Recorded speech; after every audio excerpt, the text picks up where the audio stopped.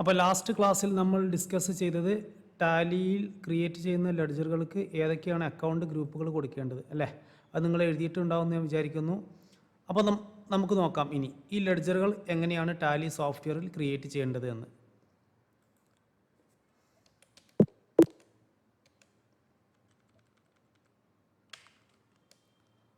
അപ്പോൾ അതിന് ആദ്യം നേരെ മാസ്റ്റേഴ്സിൽ ക്രിയേറ്റ് എന്ന ഓപ്ഷനിലേക്ക് വരിക. അതിൽ ലെഡ്ജർ എന്നുള്ള ഓപ്ഷൻ എടുക്കുക. നമുക്ക് ക്രിയേറ്റ് ചെയ്യേണ്ട ലെഡ്ജറിൻ്റെ പേര് ടൈപ്പ് ചെയ്യുക. ഫസ്റ്റ് നമുക്ക് ക്രിയേറ്റ് ചെയ്യേണ്ട ലെഡ്ജർ മുഹമ്മദ് ക്യാപിറ്റൽ. ഞാൻ പേര് ടൈപ്പ് ചെയ്തു. ഏലിയാസ് മറ്റൊരു പേര് വേണ്ട. അണ്ടർ അത് ഏത് ഗ്രൂപ്പിൻ്റെ അണ്ടറിൽ സേവ് ചെയ്യണം? നിങ്ങൾ ആൻസർ എഴുതി വെച്ചിട്ടുണ്ടാവും. അതിൻ്റെ ടാലി ഗ്രൂപ്പ് അല്ലേ? ഏതാണ്? ക്യാപിറ്റൽ അക്കൗണ്ട് അല്ലേ? അപ്പോൾ ആ ഗ്രൂപ്പ് ഇവിടെ സെലക്ട് ചെയ്ത് കൊടുക്കാം. ഇങ്ങനെ വലത് ഭാഗത്ത് കണ്ട ക്യാപിറ്റൽ അക്കൗണ്ട്. ഓക്കെ, സെലക്ട് ചെയ്തു. നേരെ എൻ്റർ കൊടുക്കുക. അഡ്രസ്സ് ഈ ക്യാപിറ്റൽ ലെഡ്ജർ അതുപോലെ തന്നെ മറ്റ് എക്സ്പെൻസ് ഇൻകത്തിനും ഫിക്സഡ് അസറ്റിനും ഒന്നും അഡ്രസ്സ് കൊടുക്കേണ്ട ആവശ്യമില്ല. അഡ്രസ്സ് എപ്പോഴാണ് കൊടുക്കേണ്ടത്? ബാങ്ക് ലെഡ്ജർ, അതേപോലെ സപ്ലയർ ലെഡ്ജർ, കസ്റ്റമർ ലെഡ്ജർ, അങ്ങനെ പാർട്ടി ലെഡ്ജറുകൾ ക്രിയേറ്റ് ചെയ്യുമ്പോൾ മാത്രമേ അഡ്രസ്സ് അതുപോലെ തന്നെ GST ഡീറ്റെയിൽസ് ഒക്കെ കൊടുക്കേണ്ട ആവശ്യമുള്ളൂ. ഓക്കെ അല്ലേ? ഇത് നേരെ എൻ്റർ അടിച്ച് സേവ് ചെയ്യാം. അതല്ലെങ്കിൽ Ctrl+A പ്രസ് ചെയ്തുകൊണ്ട് പെട്ടെന്നും സേവ് ചെയ്യാം. അടുത്ത ലെഡ്ജർ ഏതാ? മുഹമ്മദ് ഡ്രോയിങ്സ് അല്ലേ? ആ ലെഡ്ജർ ക്രിയേറ്റ് ചെയ്യുമ്പോഴും ക്യാപിറ്റൽ എന്ന ഗ്രൂപ്പിൻ്റെ അണ്ടർ തന്നെ ചെയ്താലും മതി. ഓക്കെ, അടുത്തത് SBI അക്കൗണ്ട് ഒന്ന് ക്രിയേറ്റ് ചെയ്ത് നോക്കാം.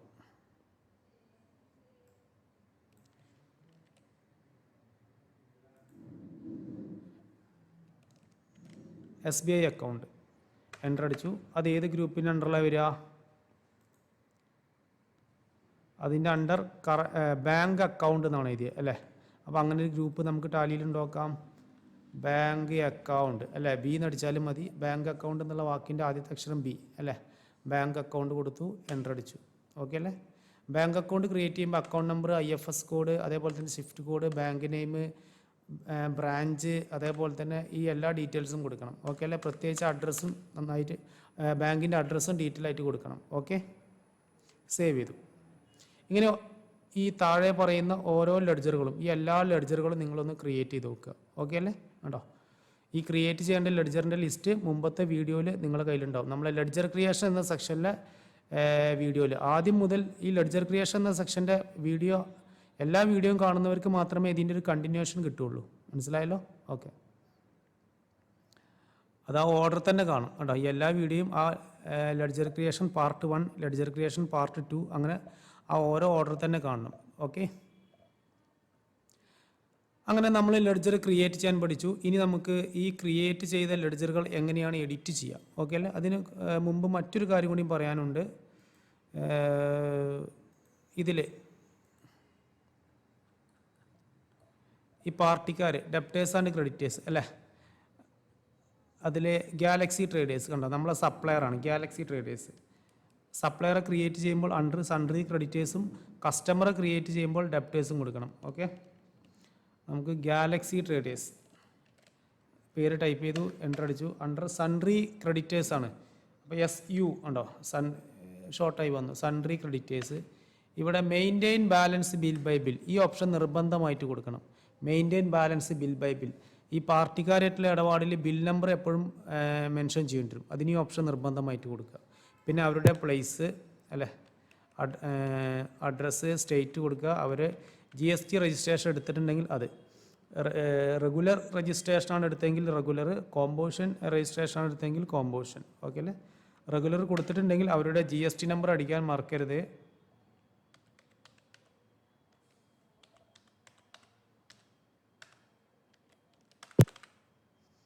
ഓക്കെ, സേവ് ചെയ്യുക. ഇതുപോലെ തന്നെയാണ് കസ്റ്റമറും വരിക. ഓക്കെ അല്ലേ? ഡെപ്റ്റേഴ്സ്. അപ്പോൾ അക്കൗണ്ട് ക്രിയേറ്റ് ചെയ്യാൻ പഠിച്ചു. ഓക്കെ, ഇനി നമ്മൾ ക്രിയേറ്റ് ചെയ്ത ലെഡ്ജറുകൾ നമുക്ക് ലിസ്റ്റായിട്ട് കാണാം. അതിന് ചാർട്ട് ഓഫ് അക്കൗണ്ട് വരിക. ഓക്കെ അല്ലേ? ചാർട്ട് ഓഫ് അക്കൗണ്ട് എൻ്റർ അടിച്ചു. അതിൽ ലെഡ്ജേഴ്സ്. ഓക്കെ അല്ലേ? ലെഡ്ജേഴ്സ് എടുക്കുക. എല്ലാ ലെഡ്ജറും കാണാം. ഓരോ ഗ്രൂപ്പ് വൈസിലായിരിക്കും ഈ റിപ്പോർട്ട് ഉണ്ടാവുക. കണ്ടോ? അസറ്റ് ഗ്രൂപ്പ്, അസറ്റ് എന്ന ഹെഡ്, അതിൻ്റെ ഗ്രൂപ്പുകൾ, അതിൽ വരുന്ന ലെഡ്ജറുകൾ. അസറ്റിൽ കറണ്ട് ബാങ്ക് അക്കൗണ്ട് കണ്ടോ? ഈ ബാങ്ക് അക്കൗണ്ട് എന്ന ഗ്രൂപ്പിൻ്റെ അണ്ടറിലാണ് SBI ഉണ്ടാക്കിയത്. ഓക്കെ അല്ലേ? ക്യാഷ് ഓൾറെഡി ഡിഫോൾട്ട് ഉള്ളതാണ്. ഇനി ഇതിൽ ലെഡ്ജർ വ്യൂ ക്ലിക്ക് ചെയ്യുക. വലതുഭാഗത്ത് F5 ലെഡ്ജർ വ്യൂവിൽ ക്ലിക്ക് ചെയ്താൽ ഓരോ ലെഡ്ജറും അത് ഏതൊക്കെ ഗ്രൂപ്പിലാണ് വരുന്നതെന്ന് അറിയാം. ഓരോ ലെഡ്ജറും അത് ഏതൊക്കെ ഗ്രൂപ്പിലാണ് വരുന്നത് എന്നറിയാം. ഓക്കെ,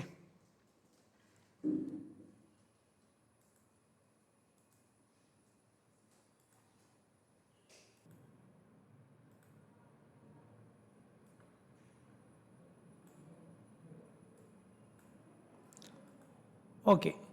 ഇനി ഈ ലെഡ്ജറുകൾ എങ്ങനെയാണ് ഓൾട്ടർ ചെയ്യുന്നത്? അപ്പോൾ അതിന് മാസ്റ്റേഴ്സിൽ ഓൾട്ടറിൽ വരിക, എൻ്റർ അടിക്കുക, ലെഡ്ജർ സെലക്ട് ചെയ്യുക, എൻ്റർ അടിക്കുക. ഏത് ലെഡ്ജർ എഡിറ്റ് ചെയ്യേണ്ടത്? നമുക്ക് SBI കറണ്ട് അക്കൗണ്ട് അല്ലേ, അതെടുത്തു, എൻ്റർ അടിച്ചു. ഇനി അതിലെന്തെങ്കിലും ഡീറ്റെയിൽസ്, ഇപ്പോൾ എന്തെങ്കിലും ഡീറ്റെയിൽസ് കൊടുക്കാനുണ്ടെങ്കിൽ എക്സ്ട്രാ ആഡ് ചെയ്യാം. എൻ്റർ അടിച്ച് സേവ് ചെയ്യാം. ഓക്കെ, ഇനി ഒരു ലെഡ്ജർ ഡിലീറ്റ് ചെയ്ത് ഒഴിവാക്കണമെങ്കിലോ നേരെ ഇതേ മാസ്റ്റേഴ്സ് തന്നെ ഓൾട്ടറിൽ തന്നെ വീണ്ടും അടിക്കുക. ലെഡ്ജർ എടുക്കുക, SBI ബാങ്ക് അക്കൗണ്ട് ആണെങ്കിൽ അതിൽ എൻ്റർ അടിക്കുക. ഡിലീറ്റ് ചെയ്യാനുള്ള കോഡ് ഓർമ്മ ഉണ്ടോ? എന്താ ഡിലീറ്റ് ചെയ്യാനുള്ള കോഡ്? ഓൾട്ട് പ്രസ് ചെയ്ത് പിടിച്ചിട്ട് D എന്ന ലെറ്റർ അടിക്കുക. ഓക്കെ, അപ്പോൾ ഡിലീറ്റ് ചെയ്യണമെന്ന് ചോദിച്ചു, എൻ്റർ അടിച്ചു. കണ്ടോ, SBI ബാങ്ക് അക്കൗണ്ട് ഇതിൽ ഇല്ല. ഓക്കെ അല്ലേ? SBI ബാങ്ക് അക്കൗണ്ട് ഇതിൽ ഇല്ല, ഒഴിവാക്കി. അപ്പോൾ ഇങ്ങനെയാണ് ടാലി സോഫ്റ്റ്വെയറിൽ ലെഡ്ജർ ക്രിയേറ്റ് ചെയ്യുന്നതും ലിസ്റ്റ് ഡിസ്പ്ലേ ചെയ്യുന്നതും അതുപോലെ തന്നെ എഡിറ്റ് ചെയ്യുന്നതും ഡിലീറ്റ് ചെയ്യുന്നതും. ഓക്കെ, ഇനി നെക്സ്റ്റ് ക്ലാസ്സിൽ നമ്മൾ സ്റ്റോക്ക് ക്രിയേഷൻ, എന്താണ് സ്റ്റോക്ക് ഐറ്റം, സ്റ്റോക്ക് ക്രിയേഷൻ നമുക്ക് ടാലിയിൽ എങ്ങനെ ക്രിയേറ്റ് ചെയ്യാം, സ്റ്റോക്ക് എങ്ങനെ ക്രിയേറ്റ് ചെയ്യാം എന്ന് പഠിക്കാം. Okay, thank you.